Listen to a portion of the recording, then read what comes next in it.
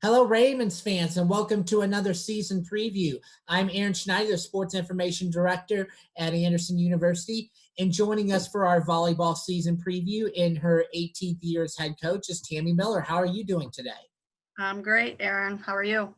Good. So obviously we have a little bit of a different dynamic for this year, as all sports do. With the we had our first match postponed, but we're getting into the gear of things with our match against Bluffton tomorrow. But first, to kick things off, what are your goals and expectations for this crazy year?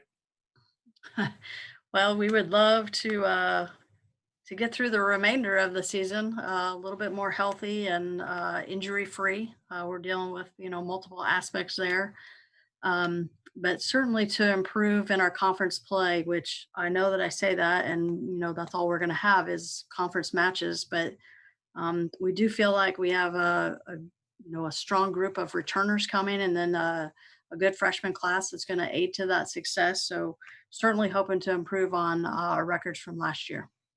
All right. And then, so going into the next question I've got for you is, what would you say your team strengths are for this year?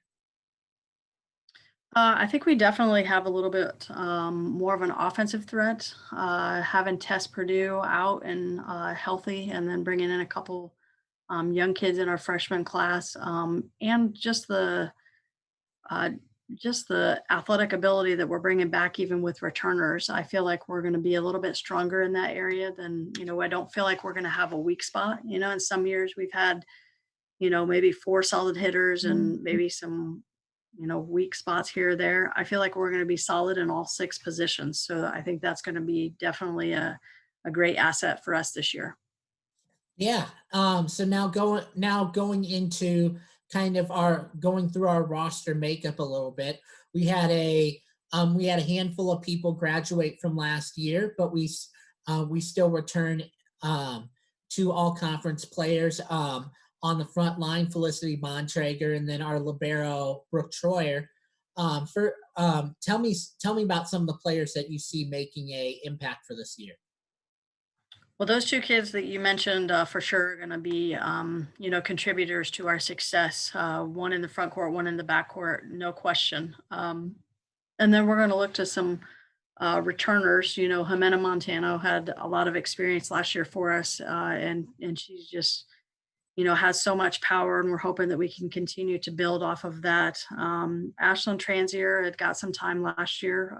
We're looking to get some more solid time out of her, along with Tess Purdue, who was out last year with an injury, but looking to get a lot of playing time from her as an outside hitter for us this year. And I think she brings, gosh, just a great deal of talent and power to the court, and she knows the game so well. That's going to just be she's going to be a great leader on the court for us.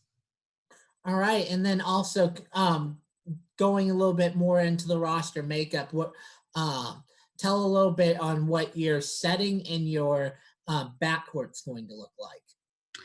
Yeah, in the backcourt, like we said, we bring back Brooke Troyer. Aaron Roach is a returning sophomore, and then we bring Allie Hall in the freshman class. All three of those are solid, and I feel like we could rotate any of the three of those on the court at any given time.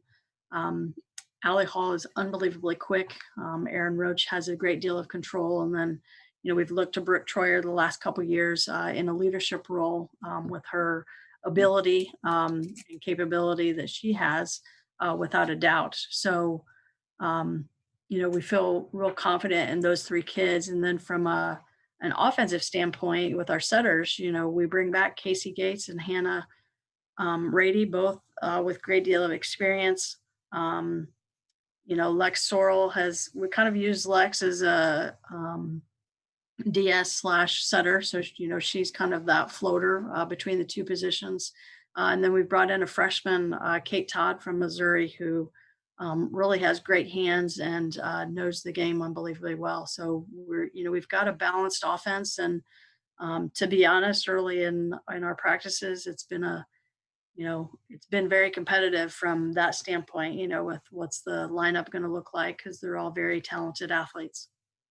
All right, so now we kick off the season tomorrow. We have a doubleheader against Bluffton University is off to a hot start.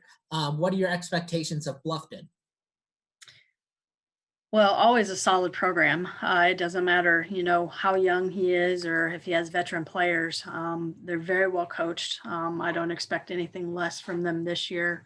I would love to get in there and be able to, surprise them with some of our athleticism. And we're going to potentially have two freshmen in our front court with Sydney McLean and Shea Perry that will obviously be unknowns to Bluffton. So hoping to surprise them with some offense with those two kids.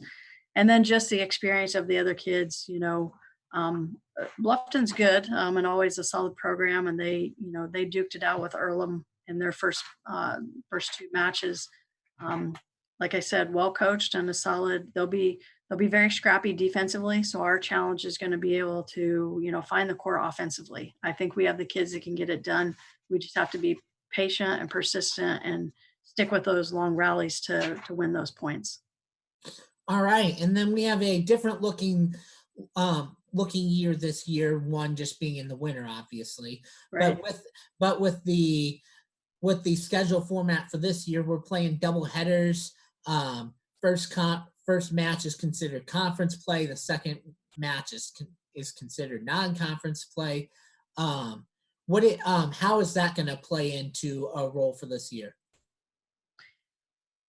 Well, I think with the impact of COVID and how we have to, look at this season, we, the last several years have had a varsity/JV team, or however you want to, view that. So our goal is that first match, obviously, is we're going all in with the best lineup that we can possibly put together and going for the win. And in that second match, we're still going for a win, but we might see a different look to our lineup, maybe giving some kids an opportunity to get some court time and whether we start them and get them some court time and some experience, which is what we need. We need all those kids to, work their way onto the court and get that, competitive experience beyond just practice.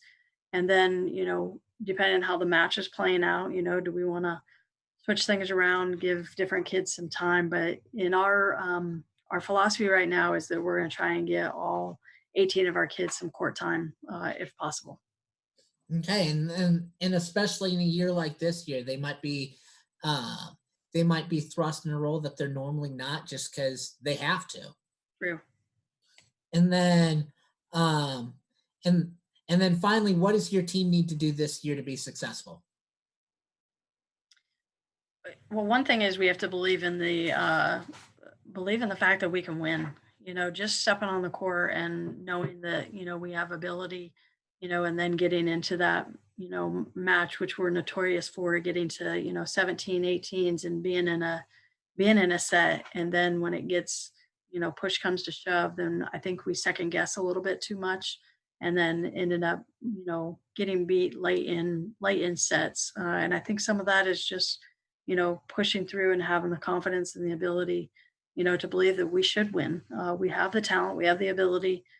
So one, being solid and controlling our backcourt.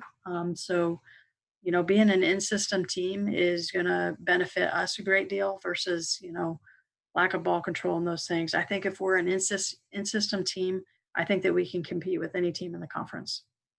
All right. Well, I think I've covered the questions I wanted to. Ravens fans, thank you for tuning in. Be sure to follow along YouTube for any more videos that come out. Of course, follow along your Ravens as they compete against Bluffton tomorrow at 6. And then Coach Miller, thanks again for joining us. Yep, you're welcome. Thank you so much.